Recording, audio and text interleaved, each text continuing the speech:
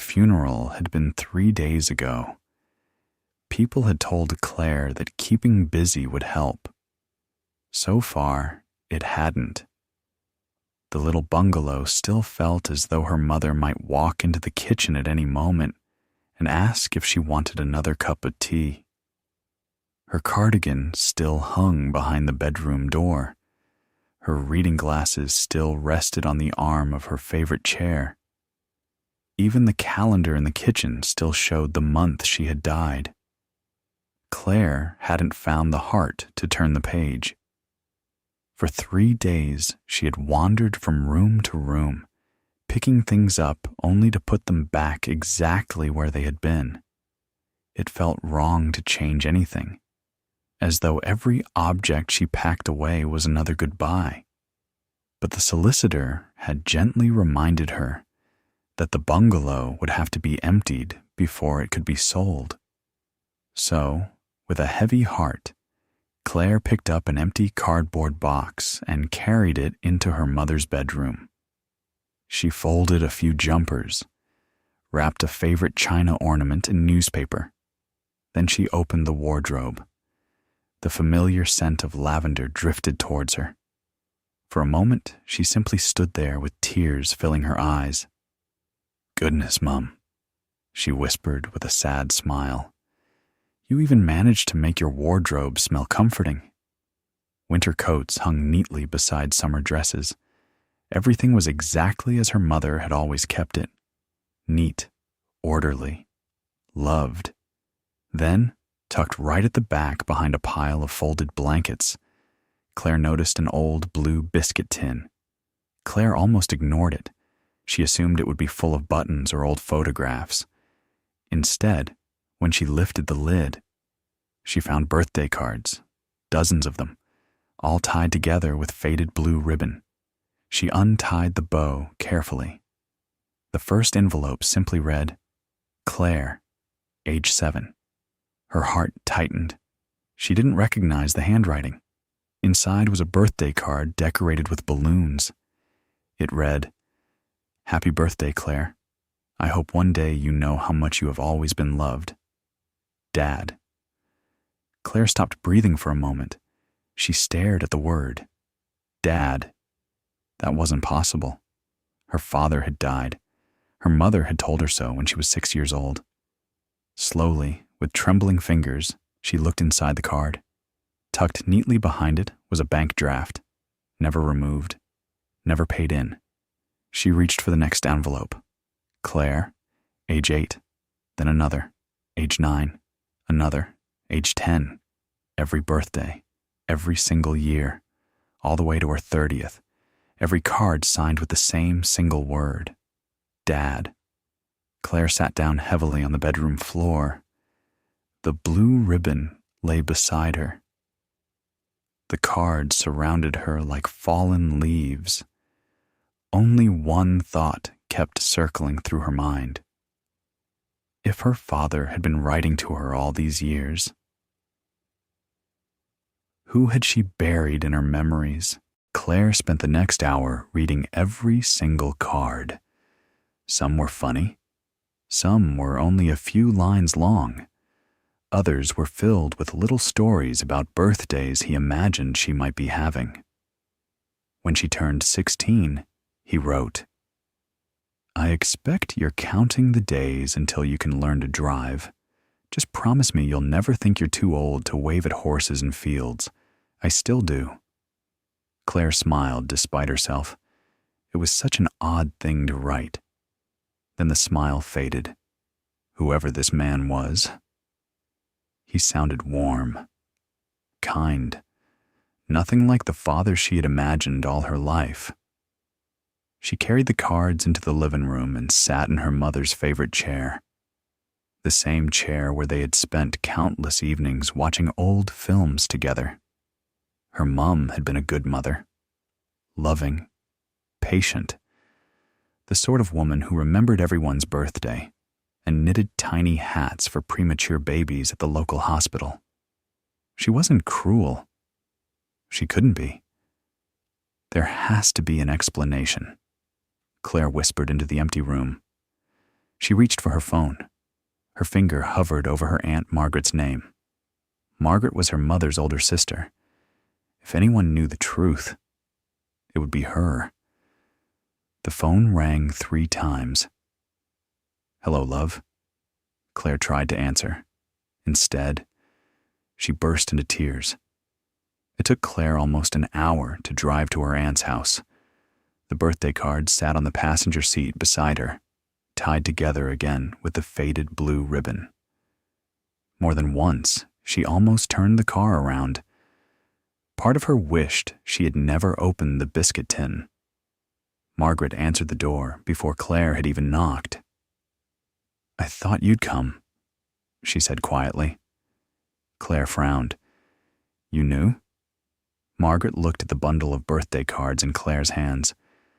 "I always wondered when you'd find them." Claire felt a knot tighten in her stomach. "You knew about these?" Margaret nodded slowly. "I knew they existed. You never told me." "No. Why?" Margaret stepped aside. "You'd better come in." Neither of them touched the tea that Margaret made. The cards lay on the kitchen table between them. Finally, Claire asked the question she had carried all morning. "Was my father really dead?" Margaret closed her eyes. Then she shook her head. "No." The single word seemed to suck all the air from the room. Claire stared at her. "Mum told me he died." "I know. She let me believe it for 30 years. "I know."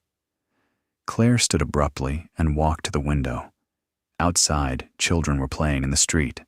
Ordinary sounds, ordinary lives. Yet suddenly nothing in hers felt ordinary anymore. "Why?" she whispered. Margaret was silent for so long that Claire wondered if she had heard. When she finally spoke, her voice was barely above a whisper. "Because your mother believed she was protecting you." Claire turned sharply. "Protecting me from what?" Margaret folded her hands together. "The day your father was sent to prison, your mother thought her whole world had ended." Claire blinked. "Prison?" Margaret nodded. "He was convicted of armed robbery." Claire felt physically sick. "No, he always said he was innocent." "And you believed him?"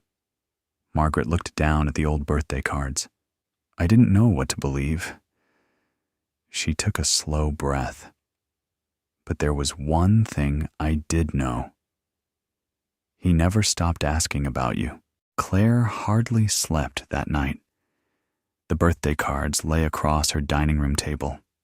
She read them again and again. Each one painted a picture of a father she had never known. A man who remembered her birthdays, wondered if she'd passed her exams, asked if she still liked chocolate cake, hoped she had good friends. Never once did he complain. Never once did he blame her mother. Not in 30 years.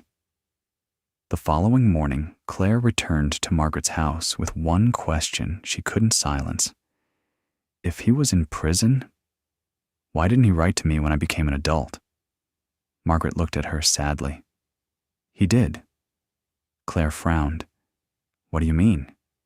"He asked for your address every year." "And?" "Your mother refused." Claire looked away. "No." Margaret nodded. She was terrified. Terrified of what? That if you met him, you'd love him. The words landed like a stone. Margaret reached across the table. "Claire, your mother loved you more than anything in this world." "I know." But she was frightened. Frightened he'd hurt me? Margaret slowly shook her head. "No. Frightened you'd discover the man you imagined wasn't the man she had tried so hard to make you forget." Claire sat in silence. For the first time since finding the cards, she wasn't angry. She was simply sad. Sad for a little girl who had grown up without her father. Sad for a father who had spent 30 birthdays writing cards that would never be opened, And perhaps, saddest of all, for a mother who had carried one impossible decision for the rest of her life. Margaret stood and walked to an old oak cabinet. From the bottom drawer, she removed a worn brown envelope. "I've kept this for years," she said quietly. "I promised your mother I'd destroy it after she died." Claire looked at the envelope. Written across the front, in the same neat handwriting as the birthday cards, were 4 simple words. "For Claire, when she's ready." Claire held the envelope for several moments before opening it. It felt strangely heavy, not because of its weight, but because 30 years of unanswered questions seemed to rest inside it. The paper crackled softly as she unfolded the letter. It began simply. "My dearest Claire, if you're reading this, then life has taken a turn neither of us could have imagined. The first thing I need to tell you is this: I never stopped loving you." Claire had to stop reading. A tear landed on the page. She brushed it away and continued. "I don't know what you've been told about me. Perhaps you've been told I abandoned you. Perhaps you've been told I didn't care. If that's what you've believed, I can't blame you. You were only a little girl, but none of it was ever because I stopped loving you." The next paragraph was harder to read. I made mistakes, terrible ones. I trusted the wrong people, and I thought I could solve someone else's problems without hurting my own family. Instead, I lost everything that mattered.